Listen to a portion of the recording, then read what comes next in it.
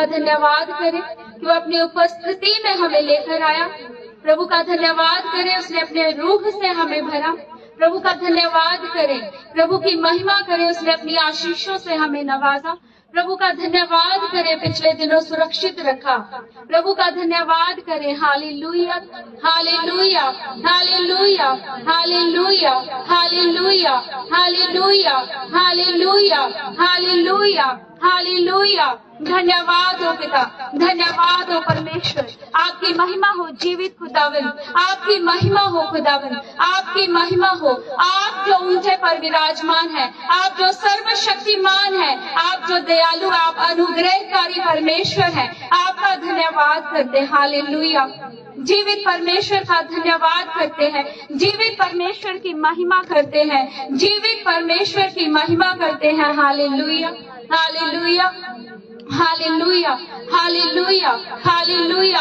खुदावंद आपके दाहिने हाथ में सामर्थ है, आपके दाहिने हाथ में पराक्रम है। मेरे पिता, मेरे जीवित खुदावंद आपका धन्यवाद करते हैं, आपके वचन के लिए आपका धन्यवाद करते हैं, क्योंकि आप अपने वचन से भी, आप अपने नाम से भी ज्यादा महत्व अपने वचन को देते हैं। प्रभु, आज जब ये वचन हम सुने खुदावंद, आपका वचन जब हमारे कानों से हमारे जहन में जाए पिता, हमारी सोचों को आजाद करे, हमारे जहन को आजाद करे, हमारे जीवनों को आजाद करे, हमारे घरानों को आजाद करे। मांगे परमेश्वर से सब जन अपने मुंह को खोलते हुए कि आज का वचन आपके जीवनों में, आपके घरों में, आपके परिवारों में बड़े छुटकारे को लेके आए, बड़े डिलीवरेंस को लेकर आए। प्रभु से मांगे कि आज का वचन आपको आजाद करे, आज का वचन आपको छुड़ाए, आपके परिवारों को ब्लेस करे, आपके परिवारों में एकता और प्रेम आए। आज मांगे परमेश्वर से कि आज के वचन के द्वारा आपके परिवारों में जो बंधन है, जो लड़ाई झगड़े और क्लेश है, वो आज वचन के द्वारा मसीह यीशु के नाम में आपके परिवारों को छोड़कर चले जाएं। मांगे खुदावन से कि आज से आपके परिवारों में इस वचन के सुनने से, इस वचन पर अमल करने से और चलने पर आपके परिवारों में खुदावन मसीह यीशु नासरी की सच्ची शांति आए। आपके परिवार आजाद हो, आपके घराने आजाद हो, आपके रिश्ते आजाद हो आज यीशु मसीह के नाम में। आमीन।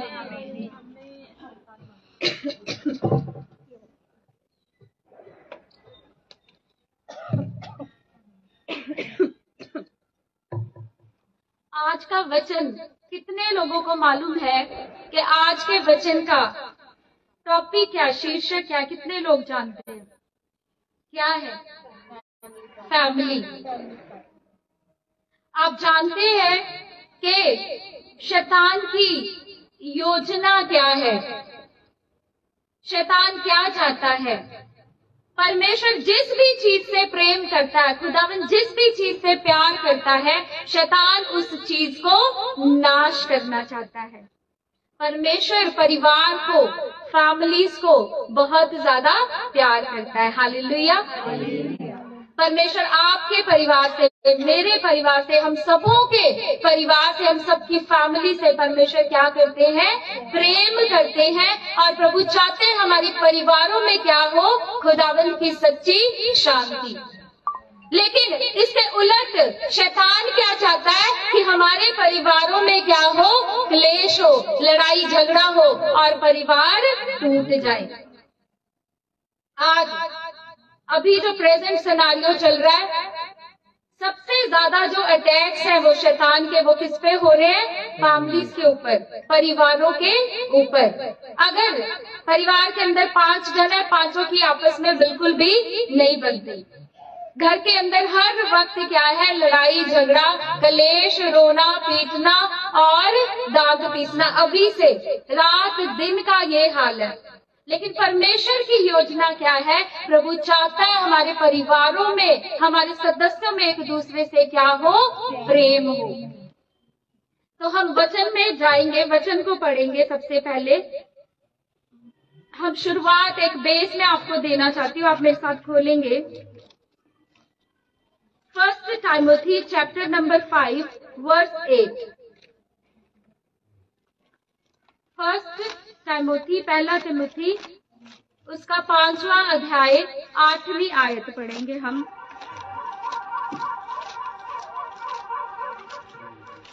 लिखा, परंतु यदि कोई अपने लोगों की और विशेषकर अपने परिवार की देखभाल नहीं करता तो वह अपने विश्वास से मुकर गया है और एक अविश्वासी से भी निकृष्ट है, बुरा है।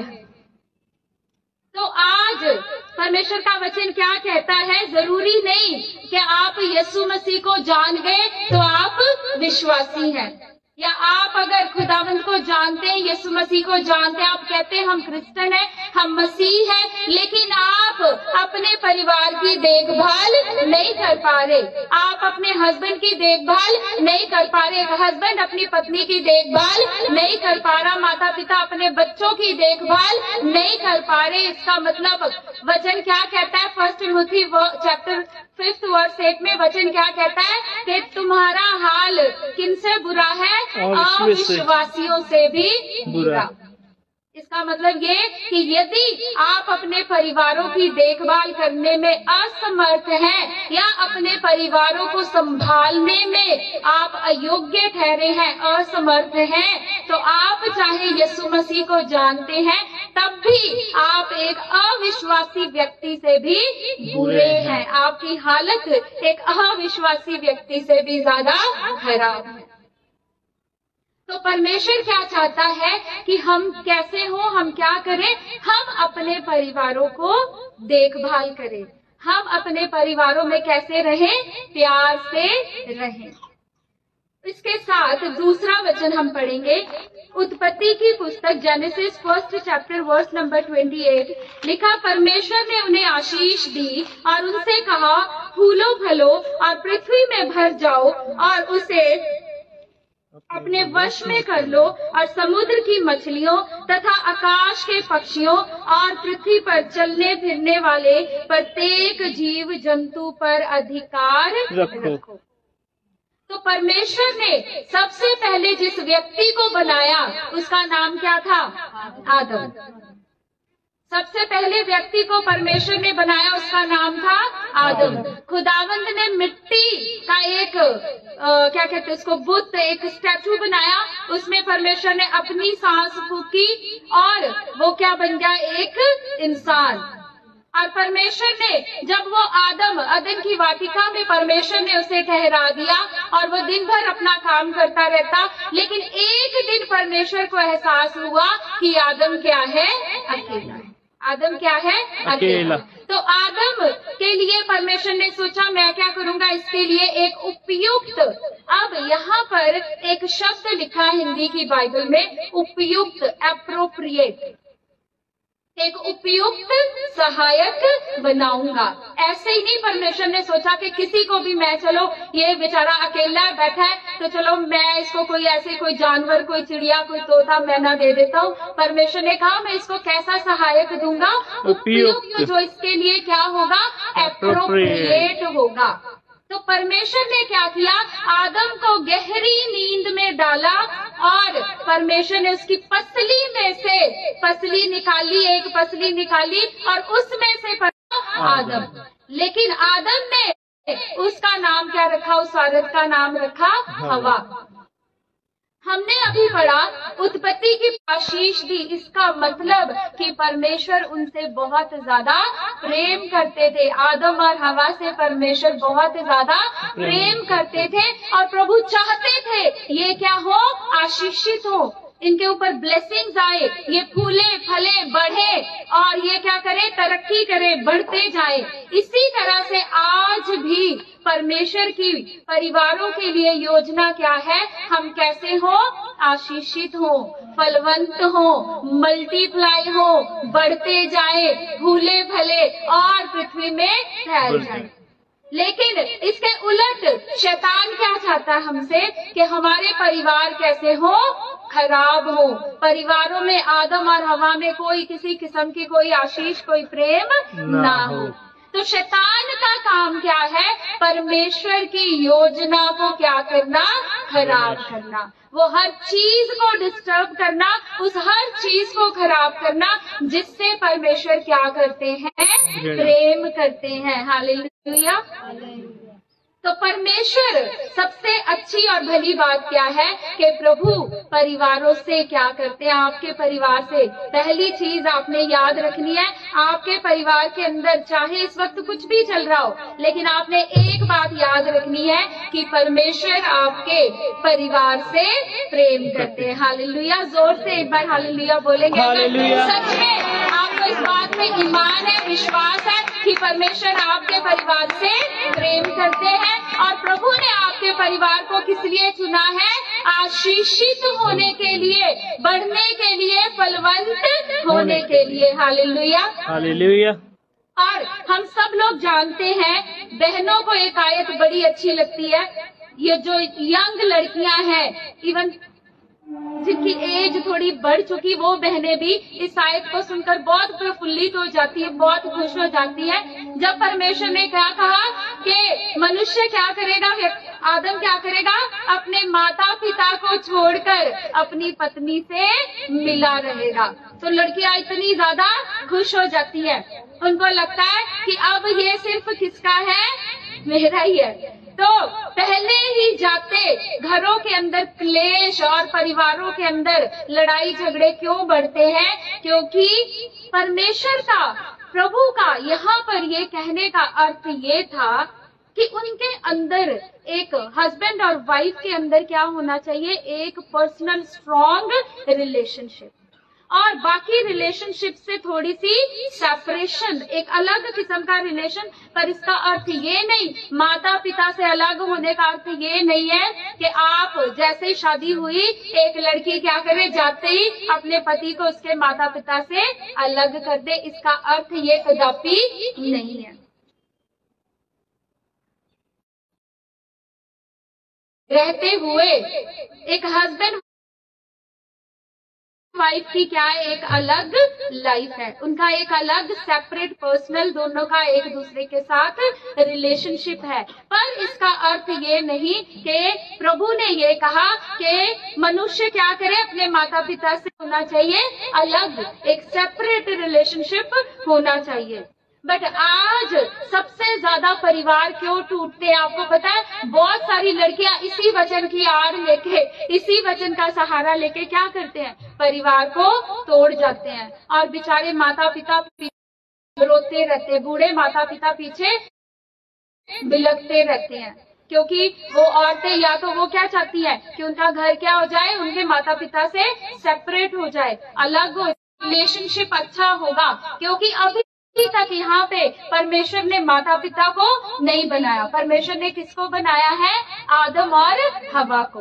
अब सिर्फ आदम है, हवा है, और उन दोनों के बीच में तीसरा कौन है? उन दोनों के बीच की लाइफ में भी बहुत सारे लोगों की इंटरफेरेंस और एक्स्ट्रा मैरिटल अफेयर, एक पत्नी की बजाय पत्नी घर पे और बाहर 10-12 गर्लफ्रेंड्स। लेकिन परमेश्वर ने मैरिज को कैसा बनाया था, एक डिवाइन अलौकिक ईश्वरीय संस्था। परिवार क्या है, एक ईश्वरीय संस्था, एक अलौकिक इंस्टीट्यूशन है, एक डिवाइन इंस्टीट्यूशन है, ना लीगल ना सोशल। ये कैसा इंस्टीट्यूशन है, डिवाइन अलौकिक। परिवारों को ब्लेस करना, क्लेश द्वेष दोनों ये एक नहीं हो रहे। परमेश्वर ने क्या कहा, अब से वे क्या होंगे, अब से एक होंगे। लेकिन आज दुविधा क्या है कि हस्बैंड और वाइफ वो ही आपस में एक नहीं हो पाते, और जब उनकी आपस में नहीं बनती तो लड़की की उसके लड़के के माँ बाप के साथ नहीं बनती, कभी उसकी बहनों के साथ नहीं बनती, और पूरा का पूरा परिवार कैसे हो जाता है, डिस्टर्ब हो जाता है। अगर हमें परमेश्वर ये कहता है कि एक हस्बैंड और वाइफ एक है, they are one in body soul and mind, तो इसका मतलब कि उनके परिवार भी कैसे होने चाहिए, उनके लिए एक होने चाहिए। एक भाई के घर में मैं गई तो वो भाई ने मुझे बोला, अब अपनी वाइफ के बारे में मुझे बता रहे थे, अभी डे बिफोर यस्टरडे, अभी कल परसों की बात है। तो उन्होंने मुझे बोला कि मुझे अगर कोई कुछ बोले तो मैं सह सकता हूँ, लेकिन अगर मेरी वाइफ को कोई कुछ बोले मैं वो बर्दाश्त नहीं करता। उन्होंने कहा कि मेरी बेटी, उनके पास 2 बेटियां हैं, तो उन्होंने कहा कि मैं चाहता हूं कि मेरी बेटी को जो कुछ उसके हस्बैंड से मिले, जितना प्यार और आदर मिले, उन्होंने कहा वही आदर वही प्यार मैं किसको देता हूं, अपनी पत्नी को। क्योंकि कहते हैं मैं आज अगर किसी की बेटी को अपने घर लेके आया हूं, अगर मैं किसी की बेटी का आदर करता हूं, किसी की बेटी का रिस्पेक्ट कर रहा हूं, उसकी केयर कर रहा हूं, उसको प्यार कर रहा हूं, तो कल को मेरी बेटी के साथ भी यही होगा। उन्होंने कहा अगर मैं आज इसके साथ गलत करूंगा, जो मैं आज बीजूंगा वो मैं कल अपनी बेटियों से काटूंगा। तो उन्होंने कहा जब मेरे रिलेटिव्स आते हैं, मेरे भाई बहन आते हैं, तो मेरी वाइफ उनकी बहुत अच्छी केयर करती है, उनकी बहुत अच्छी खातिरदारी करती है। और उन्होंने कहा जब इसकी फैमिली के लोग आते हैं, उनकी पूरी जिम्मेदारी किसकी है, मेरी है। उन्होंने कहा अगर मेरी वाइफ के घर में कोई बीमार है या कुछ भी हो जाए, मेरी वाइफ को फोन नहीं आता, सबसे पहले उसके घर से किसको फोन आता है, मुझे फोन आता है। और उन्होंने कहा अगर इसके घर में कुछ हो जाए, मेरे घर में कुछ हो जाए, तो फिर फोन किसको जाएगा, मेरी पत्नी को। तो उन्होंने कहा हम ये कितना अच्छी एक परफेक्ट पार्टनरशिप है, ये क्या है, एक परफेक्ट पार्टनरशिप। लेकिन आज घरों के अंदर क्या होता है कि हस्बैंड और वाइफ की आपस में नहीं बनती। लड़की को लगता है कि इसके घर वाले यहाँ से चले ही जाए, हम अकेले ही हो तो ज्यादा अच्छा है। और लड़के भी जैसे ही शादी होती है, उनके लिए उनकी लॉस फैमिली कैसी हो जाती है, एक थर्ड पर्सन के जैसी, कि वो कभी कभार उनके घर में आते हैं, लेकिन फिर भी वो ना तो वो रिस्पेक्ट ना वो ऑनर उनको दे पाते हैं।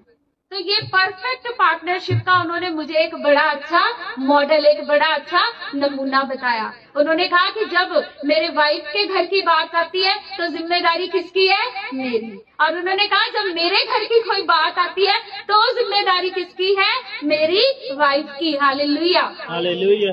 तो ये है एक परफेक्ट पार्टनरशिप।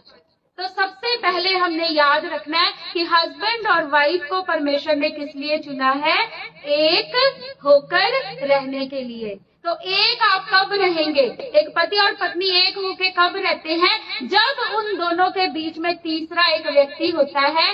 वो कौन है, प्रभु यीशु मसीह। वो कौन है, खुदा है। Hallelujah, hallelujah. आज परिवार क्यों टूट जाते हैं, आज हस्बैंड और वाइफ के बीच में आपस में प्यार क्यों नहीं है, क्योंकि उनके बीच में खुदावंद मौजूद नहीं है।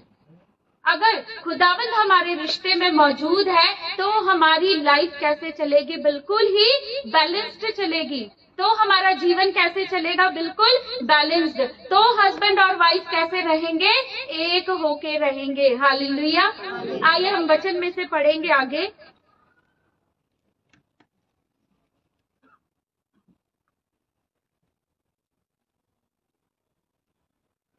हिब्रू 13 उसका 4 वर्स, 4th वर्स हम पढ़ेंगे। इब्रानियों की पुस्तक 13th चैप्टर 4th वर्स लिखा है, विवाह सब में आदर की बात समझी जाए तथा विवाह बिछौना निष्कलंक रहे, क्योंकि परमेश्वर व्यभिचारियों और परस्त्रीगामियों का न्याय करेगा। तो मैंने आपको बताया कि एक अच्छे परिवार, एक हेल्दी फैमिली का बेस क्या है। एक हेल्दी फैमिली का बेस क्या है, बोलो, विवाह, मैरिज। और मैरिज क्या है, विवाह क्या है। हिब्रू की पुस्तक में अभी हमने पढ़ा इब्रानियों 13:4 में कि विवाह कहता सब के बीच में क्या होनी चाहिए, आदर की बात। आज सबसे ज्यादा बड़ी ट्रेजेडी क्या है, दुख की बात क्या है कि लोग आज एक दूसरे को ऑनर नहीं करते। आज अपनी शादी को लोग ऑनर नहीं करते, अपने विवाह का आदर लोग नहीं करते। लोगों को क्या महसूस होता है कि मैं तो फंस गया। क्या लगता है, मैं तो फंस गया। जैसे ही आप ये सोचते हैं, जैसे ही आप ये बोलते हैं कि मैं तो कहाँ फंस गया, तो वहीं पे उस विवाह का जो ऑनर है, उस विवाह का जो आदर है, वो क्या हो जाता है, खत्म हो जाता, शून्य हो जाता, जीरो हो जाता, कहीं आदर नहीं रहता। क्योंकि अब वो इस वक्त वो विवाह आपके लिए परमेश्वर का एक डिवाइन प्लान, एक डिवाइन इंस्टीट्यूशन नहीं है। अब विवाह आपके लिए क्या है, एक फंसने वाली दलदल। आपको क्या लग रहा है कि मैं शादी करके फंस गया। बड़ी सारी हिंदी मूवीज भी आती है ना, शादी करके फंस गया यार, कुछ ऐसे मूवीज भी आती है ना। और लोग, एक जोक मैं पढ़ रही थी, लिखा मरने के बाद बहुत सारे लोग जब ऊपर गए तो वहां पे डिसाइड होना था स्वर्ग में कौन कितने लोग जाएंगे, कौन कौन स्वर्ग में जाएगा, कौन कौन नरक में जाएगा। तो वहां पर जो दूत थे ऊपर, उन्होंने बोला कि ऐसे करो, 2 लाइनें बनेंगी। जोक है ये, मैं सुना रही हूँ आपको। लिखा है कि 2 लाइनें बनेंगी, जो आदमी अपनी पत्नी से डरते हैं वो इस लाइन में आ जाओ। तो वहां पर एक लंबी लाइन लग गई, बहुत लंबी लाइन लग गई। और फिर उन्होंने कहा जो पति अपनी पत्नी से नहीं डरते थे वो इस लाइन में आ जाओ। तो वहां पर एक ही बेचारा आके खड़ा हुआ। तो उन्होंने कहा अच्छा, कि मतलब तुम अपनी पत्नी से नहीं डरते? वाह, एक व्यक्ति तो ऐसा जो अपनी पत्नी से नहीं डरता। लेकिन उसने जब उससे पूछा कि तू यहाँ पर अकेला कैसे, मतलब हिम्मत चाहिए ना ये बोलने के लिए, तो तू यहाँ पर आके कैसे खड़ा हो गया? तो उसने कहा मुझे नहीं पता, मुझे तो मेरी पत्नी ने कहा था, इसलिए मैं आके खड़ा हो गया। तो ये जोक से जब हम बोलते हैं कि हस्बैंड वाइफ के ऊपर की वाइफ्स की क्या है, ज्यादा परिवार के अंदर चलती है, लेकिन ये सच्चाई है। प्रभु ने पत्नियों को, एक औरत को खुदा ने क्या किया, ऐसा ही बनाया है। परमेश्वर ने औरतों को क्या किया है, ऐसा ही बनाया है। आप जानते हैं, जब पुराना जमाना, अगर आप ओल्ड टेस्टामेंट पढ़ते हैं, ओल्ड टेस्टामेंट के अंदर क्या था, लोग क्या करते थे, आपने पढ़ा होगा, लोग कॉन्क्यूबाइंस रखते होते थे, या क्या कहते हैं उसको, कॉन्क्यूबाइंस को रखेले रखते होते थे। तो लोग क्या करते थे, अगर उनको उनकी पत्नी से बेबी नहीं हो रहा है, संतान नहीं मिल रही, तो वो क्या करते थे, दूसरी औरत को रख लेते थे, उससे मैरिज नहीं करते थे, लेकिन उसको सिर्फ केवल संतान के लिए रख लेते थे। आप जानते हैं कि अब्राहम ने भी यही किया। अब्राहम की पत्नी सारा थी, लेकिन उसके साथ उसकी रखेल भी थी, ठीक है। तो उससे उसने पहला बेटा उसको पैदा हुआ। तो उस समय में लोग क्या करते थे, अगर उनको कोई स्पेसिफिक एम है, घर में कुछ काम करना है, खेती बाड़ी में कुछ काम करना है, जहाँ पे लगता बहुत लेबर लगेगी, तो लोग क्या करते होते थे, वहां पे इस तरह से कॉन्क्यूबाइंस को रख लेते थे। उनसे मैरिज नहीं करते थे, लेकिन फिर भी उनको रख लेते थे, उनसे बच्चे भी पैदा कर लेते थे अपने वंश को आगे बढ़ाने के लिए।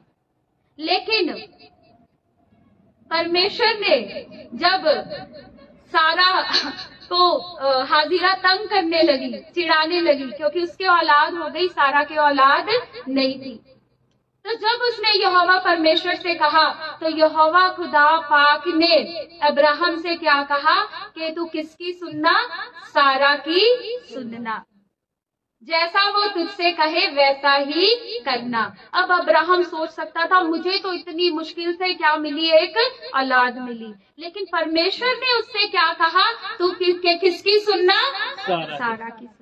अब वो सोच सकता था मेरा पहलौठा बेटा तो यही है, और मैं अब इसको, उसके अंदर कितना कुछ चल रहा होगा कि अब मैं इसको कैसे यहाँ से निकाल दूं या जाने दूं, क्योंकि सारा ने क्या निर्णय लिया था कि वो हाजिरा को उसके बेटे के साथ यहाँ से भेज दे, यही कहा उसने अब्राहम से। तो अब्राहम हो सकता अंदर से बहुत ज्यादा टूट गया हो, क्योंकि नेचुरल सी बात है, जिस व्यक्ति के पास संतान का सुख नहीं है, उसको जब संतान मिली तो अब उसको क्या करना पड़ रहा है, अपनी संतान को छोड़ना पड़ रहा है, उसे दूर भेजना पड़ रहा है। लेकिन परमेश्वर ने उससे क्या कहा कि तू किसकी सुनना, सारा की सुनना। तो अभी अभी हमने जो जोक सुना वो क्या है, सही है।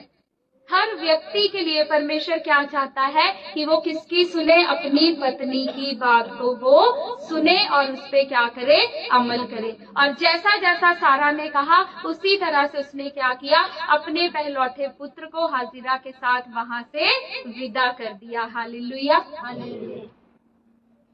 परमेश्वर ने जब कहा कि हे पतियों क्या करो, हम सबने सुना एफिशियंस चैप्टर नंबर 5 में, हे पतियों अपनी अपनी पत्नी से प्रेम करो, अपनी अपनी पत्नी से प्रेम करो। अब प्रेम कैसा होता है?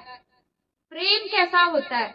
प्रेम जो है अगेन एक बहुत स्पिरिचुअल, एक बहुत डिवाइन एक फीलिंग है, एक अलौकिक भावना है। हस्बैंड वाइफ के प्रेम के बीच की जब बात की जाती है तो उसके साथ स्पिरिचुअल, फिजिकल, इमोशनल सब तरह की चीजें, सब तरह का प्रेम उसके बीच में सम्मिलित है। सब चीजें मिला के क्या बनता है? प्रेम। और हम कुरिन्थियंस 13 हम जानते हैं कि प्रेम कैसा होता है, सेल्फलेस एंड अनकंडीशनल। तो परमेश्वर ने हस्बैंड को एक सबसे बड़ी आज्ञा दी, और वो आज्ञा क्या है कि अपनी अपनी पत्नियों से क्या करो? प्रेम करो। मैं अक्सर जब ये वचन बताती हूँ लोगों को तो मैंने बताती हूँ कि ध्यान से पढ़ना और ध्यान से सुनना, क्योंकि इसमें क्या लिखा? अपनी अपनी पत्नियों को प्रेम करो। लेकिन लोग क्या करते हैं? अपनी अपनी पत्नियों से नहीं, दूसरों की पत्नियों से प्रेम करते हैं। ध्यान कहाँ है? अपनी पत्नी की तरफ नहीं, ध्यान अक्सर कहाँ पर है? दूसरों की पत्नियों की तरफ। लेकिन परमेश्वर का वचन में लिखा हुआ अपनी अपनी पत्नी से प्रेम करो। अब मैंने आपको बताया प्रेम कैसा होता है? निष्कपट। प्रेम कैसा है? निष्कपट है, बिना किसी शर्त का, अनकंडीशनल, सेल्फलेस, अपने बारे में नहीं सोचता। प्रेम किसके बारे में सोचता है? सामने वाले व्यक्ति के बारे में। और परमेश्वर ने सबसे बड़ी आज्ञा एक हस्बैंड को क्या दी कि वो किससे प्रेम करे? अपनी पत्नी से। किससे प्रेम करे? अपनी पत्नी से। तो प्रेम क्या करता है? सब बातों को, चाहे वो कैसी भी है, प्रेम सब बातों को सह लेता है। प्रेम क्या करता है? सब बातों को सह लेता है। अक्सर हम उसी व्यक्ति की बात नहीं सह पाते जिस व्यक्ति से हमें प्रेम नहीं है। जिस व्यक्ति से आप प्रेम करते हैं, आप उसके हजारों गुनाहों को भी, मल्टीट्यूड ऑफ सिंस, आप उसके हजारों गुनाहों को भी क्या कर देते हैं? ढांप देते हैं। हालेलुया। यही यीशु मसीह ने किया। खुदावंद ने हमसे इतना प्रेम किया कि उसने हमारे हजारों गुनाहों को ढांप दिया। अपने ऊपर उसने सब तरह की सजा ले ली, और लेकिन उसने हमारे गुनाहों को, मल्टीट्यूड ऑफ सिंस, उसने हमारे अनगिनत गुनाहों, अनगिनत पापों को उसने ढांप दिया। हालेलुया। अब इसी तरह का प्रेम परमेश्वर एक हस्बैंड से, एक पति से उसकी पत्नी के लिए चाहता है, क्योंकि परमेश्वर ने अपने प्रेम को प्रेजेंट करने के लिए, परमेश्वर ने अपने प्रेम की उपमा किससे की है? पति और पत्नी के प्रेम से। हालेलुया। हालेलुया। परमेश्वर ने मसीह एक हस्बैंड को क्या दिखाया? प्रभु ने क्या दिखाया? कहता है जैसे मसीह कलीसिया का सर है, उसी तरह से एक वाइफ का, एक हस्बैंड का सर कौन है? हेड कौन है? उसका पति। अब हेड होने का मतलब भी लोग बड़ा गलत ले जाते हैं। लोगों को लगता है कि मैं तो क्या हूँ, बहुत कोई हिटलर हूँ, क्योंकि बाइबल में लिखा है कि पति जो है वो क्या? पति का सिर। तो वो कैसे बन जाते हैं? पति कैसे बन जाते हैं? एक हिटलर के जैसे। उनको लगता है कि पत्नी को डोमिनेट करना, उसके ऊपर हुक्म चलाना, ठीक है। और कई लोग तो हाथ भी चलाते हैं हुक्म के साथ, ठीक है। तो उनको लगता है कि ये क्या है? मैं क्या हूँ? इसका सिर हूँ, मैं इस घर का क्या हूँ? हेड हूँ। हेड होने का मतलब ये नहीं है। हेड होने का मतलब है लीडरशिप। परमेश्वर ने आपको दी है, क्या दी है? लीडरशिप। परमेश्वर ने आपको हेड बनाया, मतलब उस घर की रिस्पॉन्सिबिलिटीज आपके ऊपर है। क्योंकि जब व्यक्ति प्रेम करता है तो वो कभी भी दूसरे व्यक्ति को डोमिनेट नहीं करता, वो उसके ऊपर कभी भी हुक्मरानी नहीं करता। वो हमेशा उसको क्या करता है? फ्रीडम देता है, खुला छोड़ता है। और वो फ्रीडम जिस तरह से मसीह यीशु नासरी, आज आप सब लोग, हम सब परमेश्वर के अधीन है, लेकिन वो अधीन की क्या खुदा ने सोटे और लाठी से ली है? नहीं, वो अधीन की परमेश्वर ने बेइंतहा मोहब्बत करके, बेइंतहा प्रेम करके परमेश्वर ने हमसे वो अधीन की ली है। आज हम अपनी मर्जी से, आनंद के साथ, जॉय के साथ, अपनी मर्जी से, तन मन धन के साथ हम परमेश्वर की अधीनता में चलते हैं। हालेलुया। इसी तरह की अधीनगी परमेश्वर क्या चाहता है, किसके प्रति हो? एक पत्नी की उसके पति के प्रति। लेकिन वो कब आती है? जितना ज्यादा हस्बैंड अपनी वाइफ से प्यार करेगा, उतना ज्यादा वो अपने आप को अपने हस्बैंड के लिए सबमिट करती जाएगी, उतनी ज्यादा सबमिसिव होती जाएगी। जिस तरह परमेश्वर ने बेइंतहा मोहब्बत की, अनकंडीशनल प्रेम किया, सेल्फलेस प्रेम किया, उसी तरह का प्रेम जब एक पति अपनी पत्नी से करता है, तब क्या होता है? पत्नी अपने आप ही out of love, out of honour, आदर के लिए, प्रेम के लिए क्या करती? अपने आप ही अपने आप को अपनी पति के अधीन करती जाती, सबमिसिव होती जाती है। Hallelujah, hallelujah. हर एक पति अपनी सारी जिम्मेदारियों को, उसके घर की सब तरह की रिस्पॉन्सिबिलिटीज को बखूबी निभाता है, बहुत अच्छे तरीके से निभाता है। लेकिन आज अगर आप अभी देखो, आज परिवार टूटते जा रहे हैं। आदमी क्या करते हैं? शराब पी के, नशे करके घर में आके रोज का लड़ाई झगड़ा और क्लेश। उनको लगता है कि एक पत्नी हमें मिल गई है और इस पे अब हम क्या कर सकते हैं? रोज घुसे और लात आराम से, बाहर तो चलती नहीं, बाहर तो कोई पकड़ेगा, दो चांटे लगा देगा, ठीक है, बाहर तो चल ही नहीं, तो बेचारे किस पे आके चल रही है? उसकी किसके ऊपर चल रही है? पत्नी के ऊपर। क्योंकि पता है वो बेचारी क्या करती है? प्यार करती है, अधीनगी में रहती है, सारी जिम्मेदारियों को निभाती है, out of love, out of honour वो अपने पति का अपमान नहीं करती, और इसका फायदा उठाते हैं पति। लेकिन परमेश्वर ने क्या किया? ये सारी योजनाएं किसकी है? ये सारी योजनाएं किसकी है? शैतान की।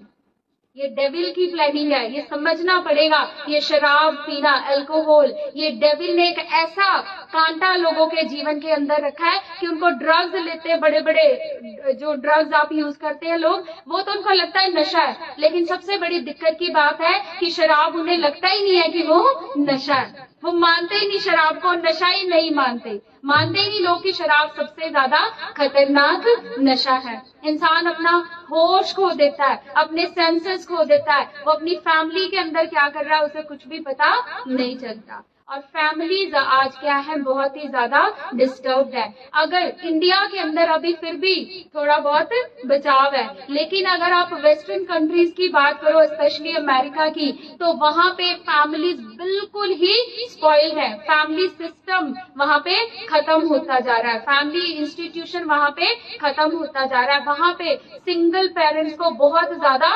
प्रमोट किया जाता है। ऐसे ऐसे गीत लिखे जाते हैं कि आप लोग, एक सिंगर है उसका नाम है बिली जॉयल, उन्होंने एक गीत गाया था माई लाइफ। उसमें पूरी तरह से एक एक वर्डिंग ये थी कि ये दिखाया गया था उसके पेरेंट्स का उसके ऊपर कोई अधिकार नहीं है। कौन उससे पूछने वाला? कोई नहीं है कि तू कितने बजे घर आया, कितने बजे बाहर गया, कुछ पूछना, कुछ लेना देना फैमिली का, माता पिता का, परिवारों के अंदर नहीं है। तो आज परिवार क्या हो रहे हैं? नाश हो रहे हैं। और वैसा ही ट्रेंड, वैसा ही कल्चर कहाँ पे आता जा रहा है? इंडिया के अंदर। आपको 90% फैमिलीज ऐसी मिलेंगी जहाँ पे हस्बैंड का बाहर दूसरी लड़कियों के साथ, दूसरी औरतों के साथ क्या है? रिलेशनशिप, एक्स्ट्रा मैरिटल रिलेशनशिप, व्यभिचार में है। ज्यादातर आदमी, ज्यादातर हस्बैंड किस में है? व्यभिचार में। अब शैतान का एक और हथियार, अगर अल्कोहल की स्पिरिट नहीं काम कर रही, शराब नहीं पीता पति, व्यभिचार में नहीं है, तो लोग क्या कर रहे हैं? पोर्नोग्राफी, पॉर्न वीडियोस, ये सब चीजों में डूबे पड़े हैं, और हस्बैंड वाइफ का रिलेशनशिप बिल्कुल ही क्या है? स्पॉइल्ड है। जबकि परमेश्वर ने क्या कहा? प्रभु ने क्या कहा? कि पतियों अपनी अपनी पत्नी से क्या करो? प्रेम करो। तो प्रेम एक बहुत अलौकिक, एक बहुत डिवाइन वर्ड है, एक अलौकिक शब्द है। लेकिन लोग आज अपनी पत्नियों से नहीं, लेकिन बाहर हर पत्नी से क्या करते हैं? वेश्यावृत्ति में लोग पड़े हुए, प्रोस्टिट्यूट्स के पास जाते हैं। सब तरह की गंदी चीजें हर आज एक व्यक्ति के जीवन में काम कर रही है, जिसके कारण, जिसका इफेक्ट किसके ऊपर पड़ रहा है? किसके ऊपर पड़ रहा है? परिवारों के ऊपर। परिवार टूटते जा रहे हैं। डिवोर्स रेट अमेरिका के अंदर हाईएस्ट डिवोर्स रेट अमेरिका में है। लेकिन अब अगर हम इंडिया की बात करते हैं तो हमारा भारतीय समाज भी इन सब बातों से पीछे नहीं है। उसका कारण क्या है कि परमेश्वर का वचन क्या कहता है? हे पत्नियों, अपने अपने पति के अधीन रहो, अपने अपने पति के अधीन रहो। लेकिन आज अगर एक हस्बैंड कमाता है तो वो क्या कहता है? मैं किसके लिए कमा रहा हूँ? अपनी पत्नी और अपने बच्चों के लिए, अपने परिवार के लिए। लेकिन अगर आज पत्नियां कमाती हैं तो उनको क्या लगता है? We are independent. हम क्या है? इंडिपेंडेंट है। हमें इसकी अधीनगी में नहीं रहना। मैं तो खुद कमा रही हूँ, मैं तो खुद कमा रही हूँ। तो वो डोमिनेट करने लगती है किसको? अपने हस्बैंड को। कोई आदर नहीं, हस्बैंड का कोई आदर नहीं, हस्बैंड की कोई रिस्पेक्ट नहीं। अगर आपका हस्बैंड या आपकी वाइफ, आपका पार्टनर अगर दुनिया का सबसे बुरा व्यक्ति भी है, अगर दुनिया का सबसे बुरा व्यक्ति है, तब भी आपको क्या करना है? उसकी हर बात को सह लेना है। सिर्फ एक ही हथियार है, वो क्या है? प्रार्थना। वो क्या है? प्रार्थना। आप अपने पार्टनर को डिसऑनर करने से, डिसरिस्पेक्ट करने से अच्छा क्या है? आप उसके लिए क्या करो? घुटनों के बल आओ, प्रार्थना करो, परमेश्वर से मांगो कि प्रभु उसके जीवन को बदले। प्रभु के एक दास है, यूके में थे वो, उनका नाम है स्मिथ विगल्सवर्थ। क्या है? क्या नाम है? Smith Wigglesworth. 14 मुर्दे प्रभु ने उनके द्वारा जीवित किए। कितने? 14 मुर्दे। वो प्लम्बर थे पेशे से बाय प्रोफेशन क्या थे? एक plumber. And he was a very arrogant, very rude man. और उनकी पत्नी जो थी बहुत ही प्रार्थना वाली एक औरत थी। तो एक दिन वो एक प्रार्थना सभा में गई और वहां से आते आते उन्हें रात हो गई, काफी लेट हो गया।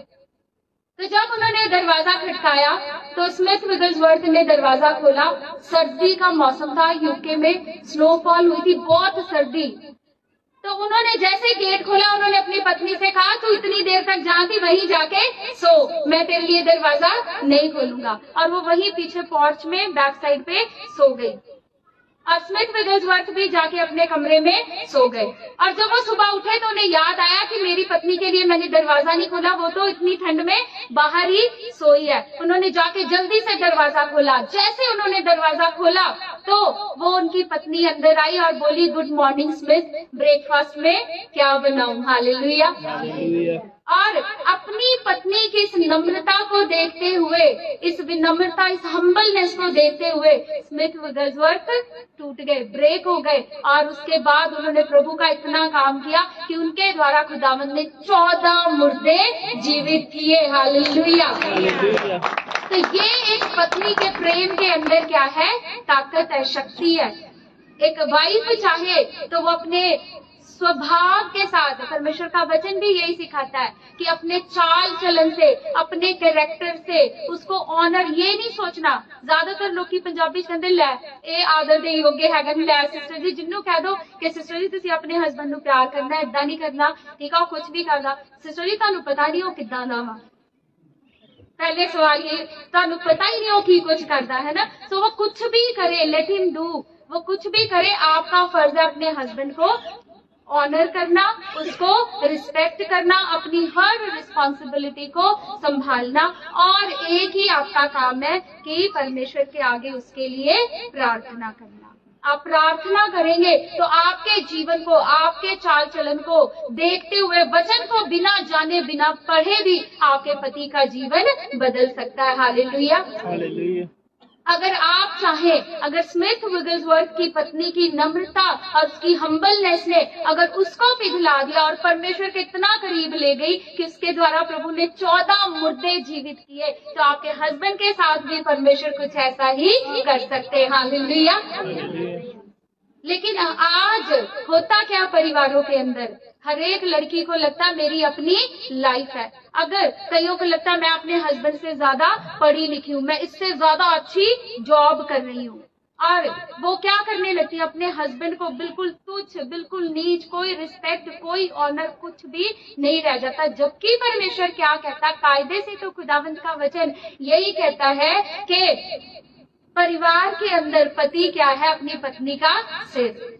पत्नी का सिर मतलब मसीह। तो कहता है उसने किससे मिलन दिखाया? कलीसिया का और मसीह का मिलन। जिस तरह से कहता कलीसिया का सिर क्या है? मसीह है, उसी तरह से कहता एक पत्नी का सिर कौन है? उसका पति। लेकिन आज पति बेचारे सिर रह ही नहीं गए, पति सिर रह ही नहीं गए। आप सुन के देखो किसी पढ़ी लिखी पत्नी की बातें, आपको समझ में आएगा कि पति बेचारे की कितनी इज्जत है। जैसे वो कहता है ना कि मुझे तो पता नहीं जी लाइन यहाँ पे क्यों खड़े ना, मेरी पत्नी ने कहा इसलिए मैं खड़ा हो गया। तो इसी तरह से आज घरों का हाल है। तो वाइफ इतनी डोमिनेशन है उनकी, घरों के अंदर लड़ाई झगड़ा क्लेश है, ठीक है। अपने पतियों की बात तक नहीं सुनती वो, उनको कोई रिस्पेक्ट कोई ऑनर उनको नहीं देती। एक लड़की की मैं आपको कहानी बताती हूँ, रियलिटी एक टेस्टिमनी है। उसका जब उसकी शादी हुई तो उसका हस्बैंड जॉब नहीं करता था, वो पढ़ रहा था, लेकिन लड़की जॉब करती थी।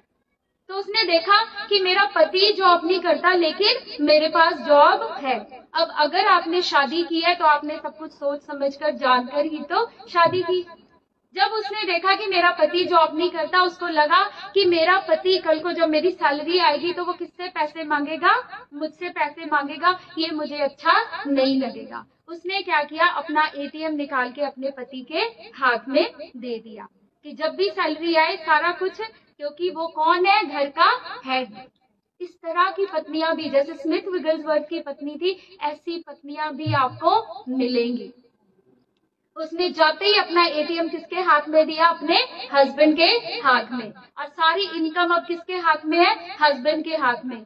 वो भी कह सकती मैं पूरा महीना कमाती हूँ, लेकिन नहीं, ये क्या है? एक हस्बैंड के लिए उस पत्नी का क्या है? एक ऑनर है। और सोचो वो पति अंदर से कितना ज्यादा खुश हुआ होगा कि उसकी पत्नी क्या है? परमेश्वर ने क्यों दो लोगों को जोड़ा? ताकि आप एक दूसरे के सहायक बन सके, आप एक दूसरे को कंप्लीट कर सके, एक दूसरे को डोमिनेट नहीं कर सके, आप एक दूसरे को पूर्ण कर सके, एक दूसरे को कंप्लीट कर सके। जब एक पत्नी नहीं कमाती, एक पति सब कुछ कमा के किसके हाथ में देता है? अपनी पत्नी के हाथ में। लेकिन आज अगर पत्नी कमाने लगती है तो उसका लगता है मैं बहुत एक महान काम कर रही हूँ, मैं एक बहुत महान औरत हूँ। लेकिन इस औरत ने क्या किया? अपना एटीएम क्या किया? अपने हस्बैंड के हाथ में दे दिया, और सब कुछ जो कुछ है करता धरता किसको किया? अपने हस्बैंड को। ये क्या था? एक ऑनर था।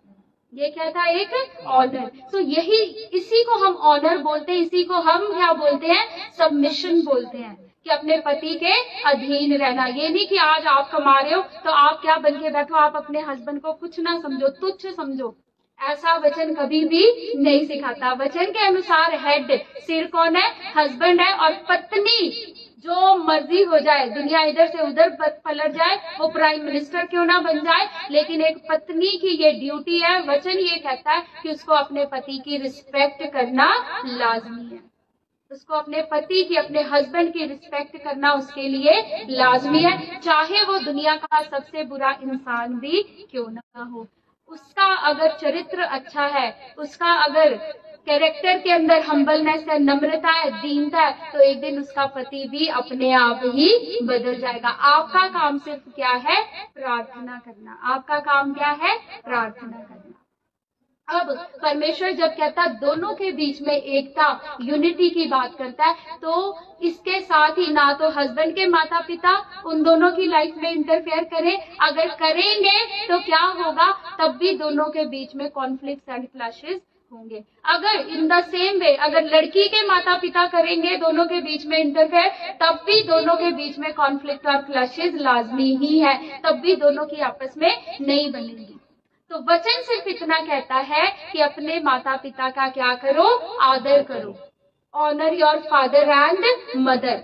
ये नहीं कहता वचन कि आप जब बच्चों की शादी हो गई, आज ज्यादातर माताएं क्या करती हैं, मैंने आपको बोला पत्नियों को भी ये नहीं करना है कि आपकी शादी होगी तो ये नहीं कि उसको, लड़के को उसके माता पिता से दूर ही कर दिया।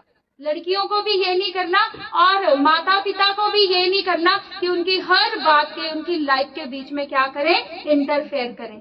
सिर्फ उनका इतना फर्ज है, अब उनकी इतनी ड्यूटी है, वो अपने माता पिता का क्या करें, ऑनर करें। कैसे? उनकी देखभाल करके, उनकी जरूरतों को पूरा करें, उनको टेक केयर करें, उनके बुढ़ापे में उन्हें छोड़े ना, उनकी बीमारी में उनकी पूरी सेवा करें। बट कभी भी आपके हस्बैंड वाइफ के बीच में उनकी तरफ से किसी किस्म की इंटरफेरेंस नहीं होनी चाहिए।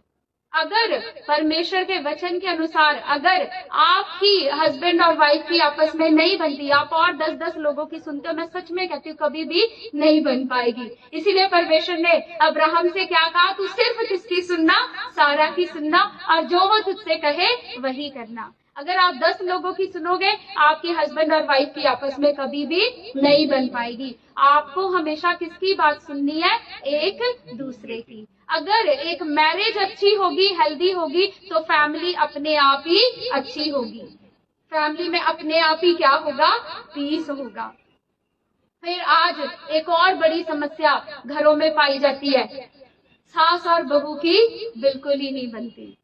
सास और बहू का आपस में तो ऐसे है जैसे कोई पाकिस्तान और इंडिया का रिश्ता हो। उन दोनों का रिश्ता हमेशा कैसे है, पाकिस्तान और इंडिया के रिश्ते के जैसा। बिल्कुल ही ऐसे लगता है जैसे दो दुश्मन एक घर में लाके बांध दी हो मजबूरी से, ऐसा लगता है। लेकिन आप जानते हैं, वचन में अगर हम पढ़ते हैं तो नयोमी और रूथ वो ऐसी सास बहू थी कि जिनकी एग्जाम्पल बाइबल के अंदर दी गई है, दर्ज की हुई है। जब नोमी का हस्बैंड भी मर गया, उसके दोनों बेटे भी मर गए, उसके 2 बेटे थे, 2 बहुएं थे, दोनों बेटे भी उसके मर गए, हस्बैंड भी मर गया।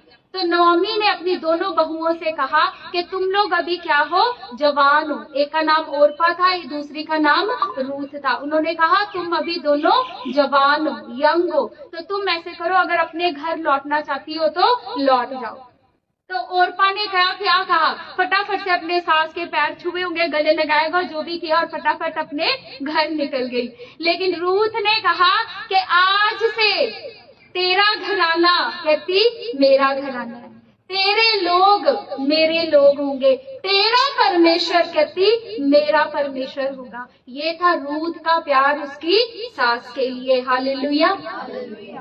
और अगर रूथ इतना प्यार कर रही है, इसका मतलब नोमी भी उससे बहुत अधिक प्रेम करती होगी। और जितना कुछ उन्होंने खोया था, परमेश्वर ने रूथ को, उसके अच्छे चरित्र को, जवानी में विधवा होने के बावजूद भी वचन में लिखा है, वो इधर उधर किसी व्यक्ति के, किसी मर्द के, किसी जवान लड़के के पीछे नहीं भागी, बल्कि उसने अपना जीवन किसको समर्पित कर दिया, अपने पति के बाद अपनी सास को। हालेलुया।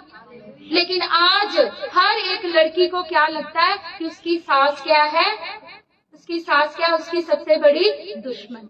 वो पहले ही माइंड सेट ऐसा कर रखा है कि घर के अंदर जाएंगे तो सास क्या है, एक दुश्मन से हमारा पाला पड़ेगा। तो अपनी माँ की आप 10 बातें सुन लेते हो, लेकिन अपनी सास की आप एक भी बात नहीं सुन पाते और एक भी बात सह नहीं पाते। अगर आपकी माँ दिन में 10 बार आपको फोन करके पूछती है कि बेटा कहाँ पे हो, आप बहुत खुश होते हो, माँ बहुत केयर करती है। लेकिन अगर सास पूछ ले कि बेटा कहाँ पे हो, तो आपको ऐसे लगता है कि जैसे ये एक वॉर के लिए एक अच्छा पॉइंट मिल गया, मुझे युद्ध करने के लिए घर के अंदर एक अच्छा पॉइंट मुझे मिल गया। और जाते ही अपने पति को भड़काएगी, तेरी माँ ने मैनू आज फोन कर करके तंग करता है, और फिर जाते घर पे इस बात के क्या होने वाला है, एक बहुत बड़ा युद्ध होने वाला, क्लेश होने वाला है। तो वो माइंड सेट ही ऐसा करके हम लोग चलते हैं कि सास का मतलब क्या है, एक बहुत बड़ा कोई हमारा एनिमी, बहुत बड़ा एक हमारा दुश्मन, और उससे हमने क्या करना है, जाके बस लड़ना ही है, और उसकी हर बात को हमने कैसे लेना है, नेगेटिव ही लेना है। वो प्यार हम सिखा ही नहीं रहे लोगों को। आज अगर मसीह परिवारों के अंदर की भी मैं बात करूं, नो डाउट वचन में बहुत कुछ लिखा है कि एक पति और पत्नी के बारे में लिखा है, दोनों को कैसे होना चाहिए, एक होना चाहिए। लिखा है कि पुरुष अपने माता पिता को छोड़कर अपनी पत्नी से मिला रहेगा। आज बहुत सारे परिवार, बहुत सारे गलत लोग वचन को मिस इंटरप्रेट करके क्या कर रहे हैं, घरों के अंदर क्लेश, घरों के अंदर लड़ाई और झगड़ा कर रहे हैं। बहुएं अपनी सास की इतनी सी भी इज्जत नहीं करती। इवन मैंने यहाँ तक देखा है, हाथापाई पे भी उतर आती है। बाहर गली में, मोहल्ले में, सब जगह पर अपने घर परिवार की बातें इधर उधर फैलाती हैं। वो वचन कभी भी आपको नहीं सिखाता। मैंने आपको भी बताया कि नोमी ने तो कह दिया अपनी बहू से, दोनों बहुओं से, ओरपा से भी और रूत से भी, कि तुम दोनों चाहो, क्योंकि तुम्हारे पति तो मर गए। और उसने देखा जवानी की हालत में मरे, ये अभी जवान है, ये दूसरी शादी भी कर सकती है। इसलिए उसने कहा था कि यदि तुम चाहती हो तो तुम यहाँ से जा सकती हो, अपने देश को, अपने घराने को वापस लौट जाओ। ओरपा लौट गई, लेकिन प्रभु का खौफ खाने वाली, प्रभु का भय रखने वाली रूत वापस नहीं गई। उसने अपना जीवन पूरी तरह से किसको समर्पित कर दिया? अपनी सास को। लेकिन आज सास और बहू का रिलेशन सबसे ज्यादा खराब है। आज परिवारों के अंदर सबसे ज्यादा लड़ाई झगड़ा किसका है? सास और बहू का। लेकिन ये बहुओं के लिए भी जरूरी है कि वो अपनी सास को कैसे माने? अपनी माँ के जैसे। और सास का भी ये फर्ज बनता है कि जब आप बहू अपने घर में लाते हैं तो आप अपनी बहू को क्या समझे? अपनी बेटी समझे। अगर रूथ इतना बड़ा डिसीजन ले रही है, अगर रूथ इतना बड़ा फैसला ले रही है कि वो अपनी सास के साथ अपना सारा जीवन बिता देना चाहती है, अपने मायके वापस नहीं जाना चाहती। आज लड़कियां कहाँ को भागती हैं? अपने मायके को। 4-4 दिन, 4-4 महीने, 6-6 महीने कहाँ बैठी रहेंगी? मायके बैठी रहेंगी। और बेचारे बूढ़े सास ससुर, बेटे को भी अलग कर दिया, खुद भी चले गई, बेटे को भी ले गई, और पीछे बेचारे बूढ़े माँ बाप जिन्होंने एक बच्चे को जन्म दिया, अपने बेटे को जन्म दिया, उसकी शादी की, और वो बेचारे बूढ़े माँ बाप अकेले बैठ के आज क्या कर रहे हैं? रो रहे हैं।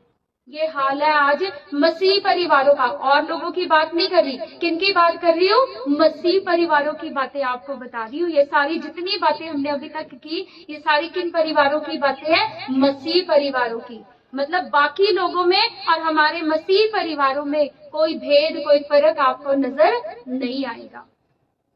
नोमी इतना प्यार करती है अपनी बहू रूत और अपनी बहू ओरपा से, तभी उसने क्या कहा कि मैं वापस अपने मायके नहीं जाऊंगी। कहती, माँ जी, आज से आपके लोग मेरे लोग होंगे, आज से आपका परमेश्वर मेरा परमेश्वर होगा। और उसने अपने लोगों को भूल गई और उसने अपने सास के सब लोगों को अपना लिया। और आप सब लोग जानते हैं, परमेश्वर ने उसको बाद में बहुत यत्न के साथ, अबंडेंस के साथ खुदा ने उसे ब्लेस किया। बोआज जो उस एरिया का, उस समय का सबसे धनी व्यक्ति था, उसने रूत के साथ शादी की और परमेश्वर ने उबद्या नामक बेटा उसको दिया। हालेलुया। तो परमेश्वर क्या चाहता है? हमारे घर कैसे हों? हर व्यक्ति का घर के अंदर कोई ना कोई रोल है। हर व्यक्ति का उस रोल के साथ क्या? एक ड्यूटी भी है। हस्बैंड को परमेश्वर ने क्या क्या? अपनी पत्नियों से क्या करो? प्रेम करो। मैंने आपको बताया प्रेम कैसा होना चाहिए? Selfless and unconditional. प्रेम निष्कपट होना चाहिए। डींग मारने वाला कभी प्रेम नहीं हो सकता। दूसरों को नीचा दिखाने वाला, दूसरे व्यक्ति के साथ अभद्र व्यवहार करने वाला, उसको इंसल्ट करने वाला कभी भी प्रेम नहीं हो सकता। अगर आप किसी व्यक्ति से प्रेम करते, ना कभी आप उसके साथ अभद्र व्यवहार करेंगे, ना आप कभी उसको बेइज्जत करेंगे, ना प्राइवेट में, ना कभी ओपनली। और पत्नियों के लिए परमेश्वर ने क्या कहा कि अपने पतियों के क्या करो? अधीन रहो, जैसे कि मसीह के अधीन कौन रहता है? कलीसिया रहती है। लेकिन मैंने आपको बताया कि ना तो आज पत्नियां अधीनगी में और ना ही पति अपनी पत्नियों से मसीह के जैसा प्रेम करते हैं। अगर आप चाहते हो कि आपकी पत्नी आपके अधीन हो, पूरी तरह से सबमिशन में हो, सबमिसिव हो, तो उसके लिए आपके अंदर भी अपनी पत्नी के लिए कैसा प्रेम होना चाहिए? जैसा प्रेम मसीह ने किससे किया? अपनी कलीसिया से, और उसने अपनी जान तक कुर्बान कर दी अपनी कलीसिया के लिए। हालेलुया। परमेश्वर का वचन ये सिखाता है, एक पति अपनी पत्नी को निष्कलंक, झुर्री रहित क्या करे? प्रेजेंट करे।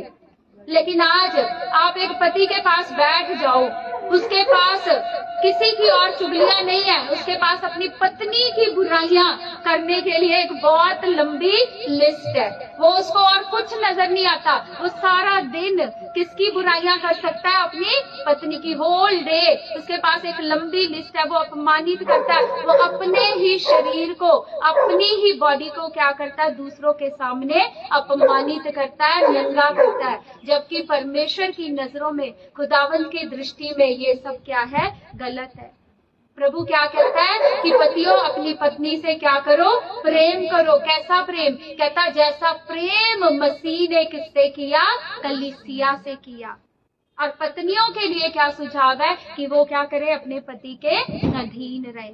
अगर आप कमाते हो तो कभी भी अपने पति को ये मत शो करो कि हाँ मैं बहुत कोई इंडिपेंडेंट हूँ और बहुत बड़ा मैंने कोई काम कर रही हूँ, और देखो मैं तो अपनी सारी सैलरी अपने घर में दे रही हूँ, तुम्हें दे रही हूँ। जब एक पति कमाता है तो वो अपनी सैलरी कहाँ देता है? अपने घर में, अपनी सारी जिम्मेदारियों को पूरा करता है। दुख सुख सह के भी अपने परिवार की हर जिम्मेदारी को पूरा करता है। लेकिन जब एक पत्नी कमाने लगती है तब वो क्या दिखाती है? अपने पति को डोमिनेट करने लगती है। जबकि आपको तब भी कैसे रहना है? पूरी तरह से अधीनगी में, पूरी तरह से नम्रता में, ये सोच के आप जो कुछ कर रहे हो किसके लिए कर रहे हो? परमेश्वर के लिए कर रहे हो। हालेलुया। तो आज से घरों के अंदर जितनी नौमी यहाँ पे बैठी है, सासें यहाँ पे बैठी है, आपने अपनी बहुओं को कैसे प्यार करना है? जैसे नौमी अपनी बहू रूत और ओरफा को करती थी। और जितनी बहुएं यहाँ पर बैठी है, आपने अपनी सास को कैसे प्रेम करना है? जैसे रूत ने उससे प्यार किया। ठीक है। शादी होने का मतलब ये नहीं है कि आपका हस्बैंड आपको मिल गया तो इसका मतलब कि उसका परिवार क्या हो गया? अब उसके लिए शून्य हो गया। मैंने आपको भी बताया एक एग्जाम्पल ना, कि एक औरत क्या करे जब उसके पति के रिश्तेदारों की, बहन भाइयों की, माता पिता की बात है तो वो संपूर्ण रूप से उसको प्यार करे, सब जिम्मेदारियों को निभाए। और पति क्या करे? अपनी पत्नी के रिलेटिव्स, माता पिता, भाई बहनों की उसी तरह से टेक केयर करे। तो आप क्या हो? इसका मतलब आप सच में एक हो। आपके परिवार भी अब आपके लिए क्या है? एक है। लेकिन पति पत्नी कभी एक नहीं हो पाते तो उनके परिवार उनके लिए कभी भी एक नहीं हो पाएंगे। इसी तरह से परमेश्वर ने बच्चों के लिए भी आज्ञा दी। प्रभु ने क्या कहा? Honour your father and mother. बच्चों क्या करो? अपने माता पिता का आदर करो, अपने माता पिता का आदर करो। लेकिन आज परिवारों के बीच में बच्चे अपने माता पिता का आदर नहीं करते, अपने माता पिता का कहना नहीं मानते। यदि कभी कोई माता पिता टूटते हैं तो वो किनके कारण टूटते हैं? अपने बच्चों के कारण। अच्छे अच्छे इगोइस्टिक लोग भी जब उनकी बेटियां घरों से भाग जाती है, व्यभिचार में पड़ जाती है, गलत लोगों के साथ रिलेशनशिप में आ जाती है, अच्छे अच्छे माता पिता का भी सिर झुक जाता है। लेकिन परमेश्वर का वचन कहता है बच्चों अपने अपने माता पिता के क्या करो? आदर करो। आदर का मतलब क्या है? कि सब बातों में अपने माता पिता का कहना मानो, सब बातों में अपने माता पिता का कहना मानो। इसी तरह से माता पिता के लिए भी ये सीख है, ये शिक्षा है कि वो अपने बच्चों को बिना मतलब के खिजाए ना, बिना मतलब के उन्हें इरिटेट ना करे, जिससे वो खिज जाए। वो भी उन्हें क्या करे? उनकी हर बात को प्रेम के साथ क्या करे? उन्हें समझाने की, सेटल करने की कोशिश करे। हालेलुया। तो परिवार इससे भी ज्यादा डीप है। हम इसको फिर नेक्स्ट सैटरडे और डीपली इसको वचन में से सीखेंगे और समझेंगे। लेकिन आज के लिए आपने जितना कुछ सुना है, जितना सीखा है, आपने क्या करना है? उस पे अमल करना है और उस पे चलना भी है। आमीन। अगर आप सच में वचन को समझ गए और उस पे चलने लगे तो आपके परिवार कैसे होंगे?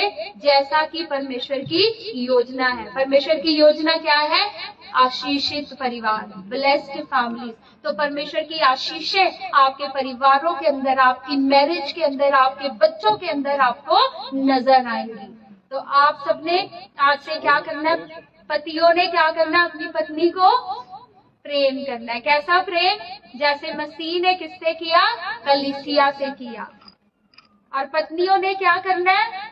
गालियां निकालनी जाके? पत्नियों ने क्या करना है? अधीन ही में रहना है, ऑनर करना है, रिस्पेक्ट करनी है, चाहे कुछ भी हो जाए। कभी भी अपने हस्बैंड्स को आपने डिसऑनर, डिसरिस्पेक्ट नहीं करना है। हालेलुया। तो आज का वचन आपके जीवनों में, आपके घरों, आपके परिवारों में बड़े छुटकारे को लेके आए और आने वाले सैटरडे को और ज्यादा